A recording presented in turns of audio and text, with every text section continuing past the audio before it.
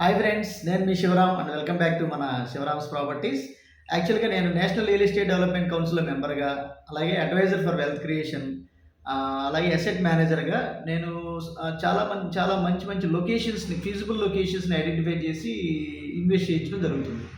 So అందులో భాగంగా మేము ఏంటంటే ఏదో ఇన్వెస్ట్ చేయించడమే కాకుండా ఇన్వెస్ట్ చేయించి మళ్ళీ రీసేల్ రెస్పాన్సిబిలిటీ కూడా మేము తీసుకుంటున్నాం అండి. దీనివల్లే మా దగ్గరికి చాలామంది domestic and international customers, NRIs చాలామంది వచ్చి అసోసియేట్ అయ్యి మాతో పాటు కలిసి ఇన్వెస్ట్ చేస్తూ మాతో కలిసి ట్రావెల్ చేస్తున్నారు. అందులో భాగంగా మనకి వెల్త్ క్రియేషన్ ప్లాన్ ఒకటి చెప్పాను కదండి, ఆ ప్లాన్లో ట్రావెల్ అవుతున్నారు. యాక్చువల్లీ చాలామంది మాతో ఇన్వెస్టర్గా వచ్చి మాతో పార్ట్నర్స్గా ఎందుకు అసోసియేట్ అవుతున్నారు లాంగ్ టర్మ్ అంటే రీజన్ ఇదే. ఓన్లీ వన్ థింగ్ ఏంటంటే ఇన్వెస్ట్మెంట్ సెక్యూర్డ్. ఫస్ట్ థింగ్ అంటే మీ పేరు మీద కొంటాం, మీ పేరు మీద అమ్ముతాం. ఓన్లీ గైడెన్స్ మేము తీసుకుంటున్నాం. మా గైడెన్స్ ద్వారా మీరు ముందుకెళ్తాం. అలాగే అంటే గైడెన్స్ ఇన్ ది సెన్స్ ఏంటి, బై జోన్ ఏంటి, సెల్ జోన్ ఏంటి, what are the 5 point check list for a value investment ఏంటి, అలాగే టైం టు టైం నిర్ణయాలు ఎప్పుడు ఎలా తీసుకుంటాం. యాక్చువల్గా న్యూస్ బేస్డ్ మీద మనం ఎటువంటి నిర్ణయాలు తీసుకోమండి. అంటే ఫ్లక్చుయేట్ అవుతున్న జోన్లో మనం కాకుండా ఫండమెంటల్గా స్ట్రాంగ్గా ఉండి రీసేల్ వాల్యూ ఉన్న ప్రాపర్టీస్లో మనం ఇన్వెస్ట్ చేస్తాం. దీనివల్ల ఏమవుతుందంటే మన ఇన్వెస్ట్మెంట్ సెక్యూర్డ్, మీ పేరు మీద కొంటున్నాం కాబట్టి ఒరిజినల్ డాక్యుమెంట్స్ మీ దగ్గర ఉంటాయి. కానీ మా కన్సర్న్లో జరుగుతూ ఉంటుంది. అంటే ఇప్పుడు సపోజ్ మేము ఎప్పుడు మార్కెట్లో తిరుగుతుంటాం కాబట్టి మార్కెట్ యొక్క ట్రెండు, తర్వాత ప్రైసెస్ ఎప్పటికప్పుడు అప్డేట్ అవుతూ ఉంటాయి. కాబట్టి మీరు మీ పనిలో ఫుల్ఫిల్ అయ్యి ఇన్వాల్వ్ అయ్యి ఉన్నా కూడా ఈ మార్కెట్ అప్డేషను, ప్రైస్ మీద ఒక ఫోకస్ అనేది ఉంటుంది. సో దానివల్ల ఏమవుతుందంటే ఎప్పటికప్పుడు టైం టు టైం మేము అప్డేట్ చేయడం వల్ల సపోజ్ మనం ఒక గజం 5,000 దగ్గర కొన్నాం అనుకోండి, అది 10,000 12,000 రాగానే ఇమీడియట్గా మీకు ఇన్ఫర్మేషన్ ఇవ్వటం. అట్ ది సేమ్ టైం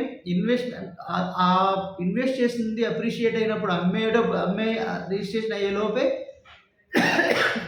మళ్ళీ 2 ఫీజిబుల్ లొకేషన్స్ని మనం ఐడెంటిఫై చేసి, సార్ ఈ రెండిట్లో మనకు ఆప్షన్ ఉంది, మీరు డైవర్సిఫై చేయాలనుకుంటే ఇది ఇట్లా ఈ 2-3 రకాల ఇన్వెస్ట్మెంట్ ఫీజిబుల్ లొకేషన్స్ ఉన్నాయని మేము ఇన్ఫర్మేషన్ ఇస్తే, అప్పుడు అందులో కూడా మీకు నచ్చిన వాటిలో మనం ఇన్వెస్ట్ చేసి దాన్ని మళ్ళీ సేమ్ టార్గెట్ ఫిక్స్ చేసి ట్రాక్ చేస్తూ ఉంటాం. సో దిస్ ఈజ్ ప్రాసెస్ ఇలా చేస్తూ ఉంటాం. అందులో భాగంగా ఏంటంటే మనకి మార్కెటింగ్ స్టాఫ్ కూడా అవసరం కాబట్టి వాళ్ళని కూడా మెయింటైన్ చేయాలి. కాబట్టి మీకు రూపాయి పెరిగినప్పుడు మాత్రమే నేను మనందరం సంతోషంగా, ఆనందంగా, సమృద్ధిగా, సౌకర్యవంతంగా, ఆర్థికంగా బలపడాలని నమస్తే. Thanks for watching. మాకు మార్కెటింగ్ స్టాఫ్ చాలా అవసరం కాబట్టి మీకు అప్రిషియేట్ అయిన తర్వాత ఆటోమేటిక్గా 1% ఇవ్వమంటున్నాం. జనరల్గా అసెట్ మేనేజ్మెంట్లో 25% ప్రాఫిట్ షేర్ అడుగుతారండి. సో మేము అలా అడగట్లేదు. సో కాబట్టి మేము జస్ట్ 1% నా మార్కెట్లో మీడియేటర్స్కి ఇచ్చేంత కమిషనే ఇప్పుడు మా నెట్వర్క్ మార్కెటింగ్ వాళ్ళకి ఇవ్వమని చెప్తున్నాం. ఓకే, సో దీనివల్ల అడ్వాంటేజ్ ఏంటంటే మాకు లాంగ్ టర్మ్ ఇన్వెస్టర్స్ వస్తున్నారు. మా investor size every month size of investors పెరిగిపోతుంది. సో దానివల్ల ఏమవుతుందంటే అది ఎక్స్పాండ్ అవుతూ వెళ్తుంది.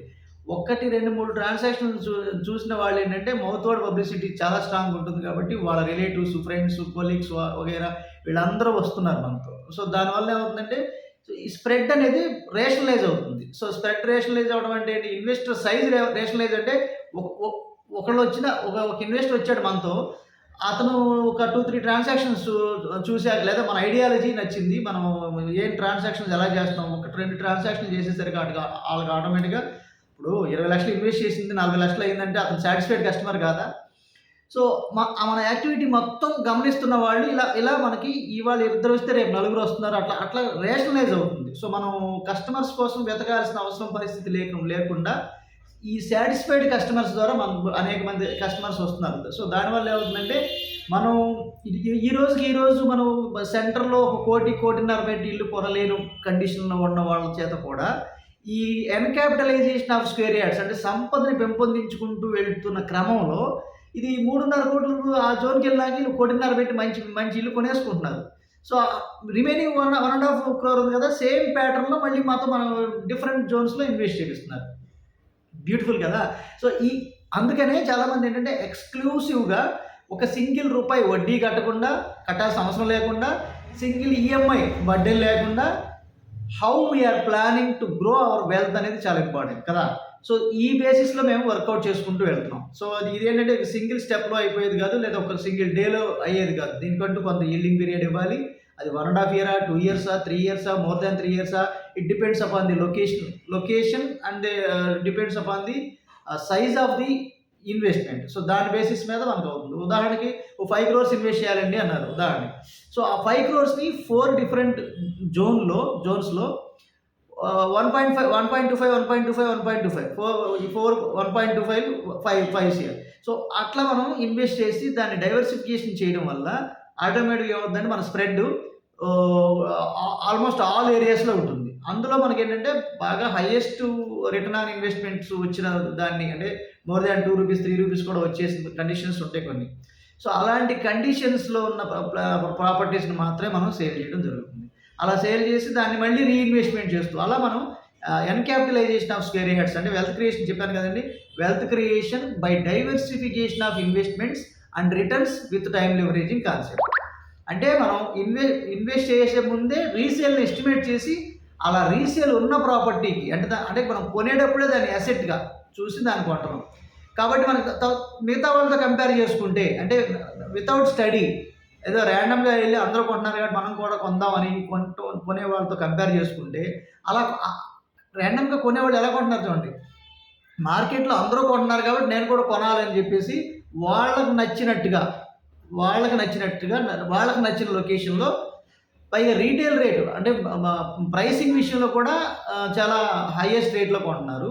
తర్వాత అది బై జోన్లో చేయాల్సిన వీళ్ళు సెల్ జోన్లో చేస్తున్నారు. దానివల్ల ఏమవుతుంది, ఈవినింగ్ పీరియడ్ డబల్ అవుతుంది. రూపాయికి రూపాయి రావాలంటే బై జోన్లో కొంటే రూపాయికి తక్కువ ఈల్డింగ్ టైంలో వస్తుంది. వీళ్ళు సెల్ జోన్లో బై చేస్తున్నారు అంటే ఉల్టా వీళ్ళు భుజాన్ని వేసుకుంటున్నారు ఒక లోడు. సో ఆ లోడ్ అంతా మనం ఈల్డింగ్ రావాలంటే మోర్ దాన్ మనకు వస్తున్న టైం కన్నా దాని మీద ఒక 1.5 టైమ్స్ 2 టైమ్స్ ఎక్కువ టైం పడుతుంది. సో అలాగే selection of the property so చాలా ఇంపార్టెంట్. సో ఇవన్నీ చూసుకుంటే ఈ ఫీజిబుల్ లొకేషన్లో కూడా రాంగ్ టైమింగ్లో ఎంటర్ అవడం వల్ల ప్రైసింగ్ లోడ్ ఎక్కువ పడడం వల్ల వీళ్ళకి ఈల్డింగ్ ఎక్కువైపోతుంది, దట్టు రీసేల్ లేట్ అవుతుంది. సో అందుకే నేనేమంటున్నానంటే రీసేల్ ఉన్నది చాలామంది చూడండి, చాలామంది బాధపడేది ఏంటంటే వెంచర్లలో ఎక్కడ పడితే అక్కడ ఊరి చివర లేదా సిఆర్డిఏ అనో, ఏఎంఆర్డిఏ అనో, ఉడా అనో, తొడా అనో లేదా ఇంకోటనో కొంటున్నారు. మరి రీసేల్ మీరు గమనించండి, చాలామంది సమస్య ఏంటంటే రీసేల్. ఆ రీసేల్ రెస్పాన్సిబిలిటీ మేము తీసుకుంటున్నాం. ఇప్పుడు మా దగ్గర చాలామంది మా ప్లాట్ పలానా చోట పొరపాటు కొనేసుకున్నామండి, వితౌట్ నాలెడ్జ్ కొన్నాము, కానీ దాన్ని ఎలాగోలా మాకు అమ్మి పెట్టండి అని చాలామంది నా దగ్గరికి వస్తున్నారు.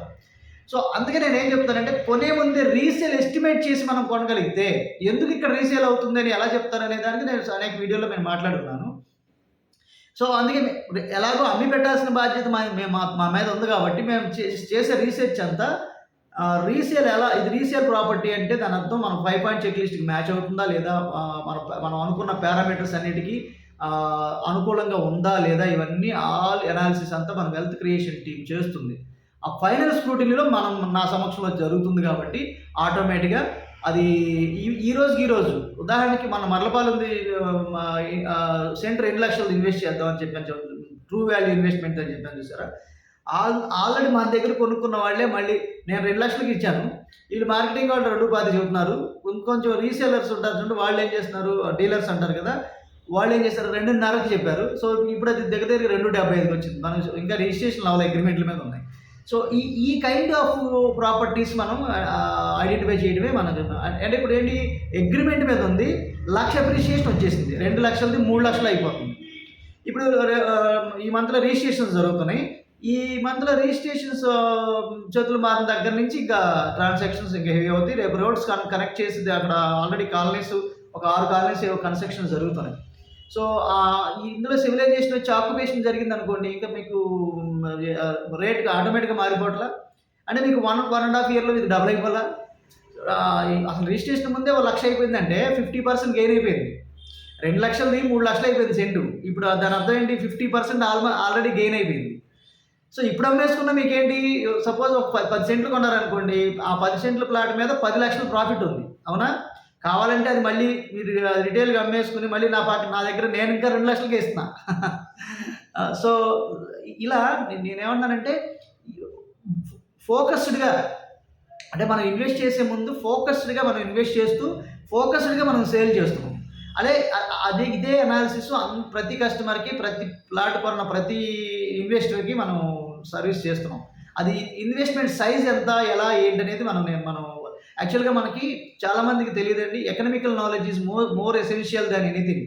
అంటే మీరు జీవితాంతం కష్టపడి సంపాదించి ఉద్యోగం కోసమో, వ్యాపారం కోసమో చాలా కష్టపడుతున్నారు. కానీ ఆ సంపాదించగా వచ్చిన డబ్బుని మ్యాక్సిమం యూటిలైజేషన్కి, ఇన్వెస్ట్మెంట్లోకి ఎలా ఇన్వెస్ట్ చేయాలనే దాంట్లో మాత్రం కొంచెం కొంత ఫ్రెండ్స్ ఇన్ఫ్లుయెన్స్ ఎక్కువ ఉంటుంది. అంటే ఈయనేమో కష్టపడి 1 crore సంపాదించి దాచేస్తున్నారు, పర్ఫెక్ట్గా గెయిన్ అయ్యాడు, అక్కడ సక్సెస్ఫుల్ అయ్యాడు.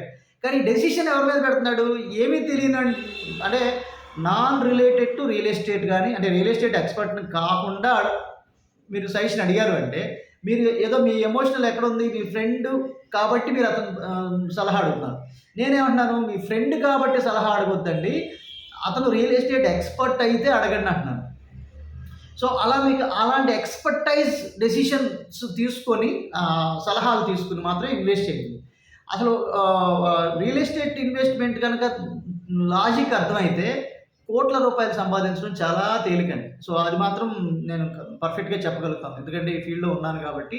సో అనాలిసిస్ అంతా జరుగుతుంది కాబట్టి. ఈవెన్ ఆంధ్రప్రదేశ్లో మార్కెట్లో లోయెస్ట్ ప్రైసెస్ ఈరోజు దొరుకుతున్నాయి అంటే ఇది బై జోన్లో ఉంది. So perfect by zone. మళ్ళీ రేపు ఇప్పుడు టర్న్ అరౌండ్ అవ్వబోతుంది మార్కెట్.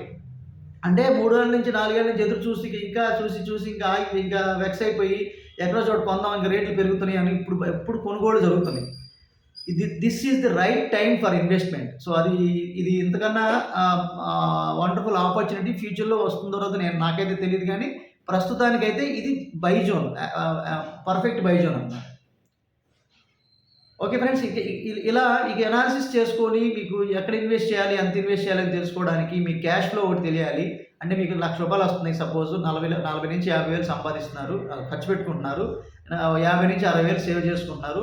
ఆ సేవ్ చేసుకున్న అమౌంట్స్లో నుంచి క్రైసిస్ క్యాష్ని పక్కన పెట్టి దీనికి ఫ్యూచర్ ఎక్స్పాన్షన్ కోసం, మీ ఎదుగుదల కోసం ఇన్వెస్ట్మెంట్స్ ఎలా చేసుకోవాలి, ఎంతెంత చేయాలి, ఎక్కడెక్కడ చేయాలి, ఎలా చేయాలి అనే దాని మీద కాన్సెప్ట్ మీద మాతో డిస్కస్ చేసుకుని మనం ఒక కంక్లూడెడ్ డెసిషన్కి వచ్చి ఇన్వెస్ట్ చేసుకుంటూ ముందుకెళ్ళవచ్చు. ఓకే ఫ్రెండ్స్, ఇప్పటికే వీడియోలు ఎంత ఎక్కువ అవుతుంది, చాలామంది అంటే మేబీ బోర్ ఫీల్ అవ్వచ్చు. కాబట్టి అందుకే నేను ఇది కంక్లూడ్ చేస్తున్నాను. సో వీలైనంత వరకు this is the right time అండి. ఇప్పుడు మంచి టైం ఉంది, అలాగే మంచి ఫీజిబుల్ లొకేషన్స్ ఉన్నాయి, మల్టిపుల్ లొకేషన్స్ ఉన్నాయి. కాబట్టి ఇప్పుడు ఈ టైంలో కనుక మీరు ఇన్వెస్ట్ చేసుకోగలిగితే తక్కువ ఈల్డింగ్ టైంలో మనకి మార్కెట్లో ప్రైసెస్ ఎప్రిషియేషన్ అవుతాయి. సో ఈ ఆపర్చునిటీని ఉపయోగించుకోగలిగితే మనం తక్కువ టైంలో ఈల్డింగ్ తీసుకుని రూపాయి మనం గెయిన్ అవ్వచ్చు. అలా వెల్త్ క్రియేట్ చేసుకుంటూ, సంపద పెంపొందించుకుంటూ, ఎన్క్యాపిటలైజేషన్ ఆఫ్ స్క్వేర్ యార్డ్స్ ద్వారా మనం వెల్త్ని డెవలప్ చేసుకోవడానికి ఉపయోగపడుతుంది. Okay friends, with this I'm concluding. మీకు ఈ వీడియో నచ్చినట్టయితే లైక్ చేయండి, షేర్ చేయండి. అలాగే మన ఛానల్కి సబ్స్క్రైబ్ చేసుకుంటే ఏమవుతుందంటే ఇలాంటి డిఫరెంట్ కైండ్స్ ఆఫ్ స్ట్రాటజీస్ అందరికీ చేరువవుతాయి. ఓకే ఫ్రెండ్స్, మీకు ఎవరికైతే వెల్ విషర్స్ అని మీరు అనుకుంటున్నారో వాళ్ళందరికీ, మీ ఫ్రెండ్స్, మీ రిలేటివ్స్కి, కొలీగ్స్కి అందరికీ ఇలాంటి ఇన్ఫర్మేషన్ షేర్ చేయండి. సో దట్ అందరూ కలిసి మనం ట్రావెల్ అవ్వచ్చు, అందరూ గెయిన్ అవ్వచ్చు. ఓకే, నేను మనందరం సంతోషంగా, ఆనందంగా, సమృద్ధిగా, సౌకర్యవంతంగా, ఆరోగ్యవంతంగా జీవిస్తూ ఆర్థికంగా బలపడాలని కోరుకునే మీ శివరాం. నమస్తే, థ్యాంక్స్ ఫర్ వాచింగ్ అగైన్.